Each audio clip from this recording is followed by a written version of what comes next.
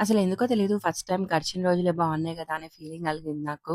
ఎందుకంటే back in the డేస్‌లో నేనెప్పుడు నాకు ఖాళీ ఫ్రీ టైమ్ దొరికినా బ్యాగ్ సర్దుకొని మా అత్త దగ్గరికి, మా అక్క దగ్గరికి, మా బాబాయ్ దగ్గరికెళ్ళిపోయేవాళ్ళనమాట. మా అత్త వాళ్ళు, మా బాబాయ్ వాళ్ళు నియర్ బైయే ఉండేవాళ్ళు.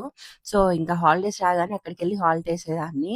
బట్ ఇప్పుడు పెళ్లయిపోయిన తర్వాత అస్సలు కుదరట్లేదు ఎక్కడికెళ్ళాలన్నా గానీ. ఎగ్జాక్ట్‌లీ 1 ఇయర్ అయిపోయింది నేను మా అత్త దగ్గరికెళ్ళి. లాస్ట్ ఇయర్ తన బర్త్‌డేకెళ్ళామనమాట. మళ్ళీ ఈరోజెళ్ళాము. 1 ఇయర్ అయింది ఎగ్జాక్ట్‌గా.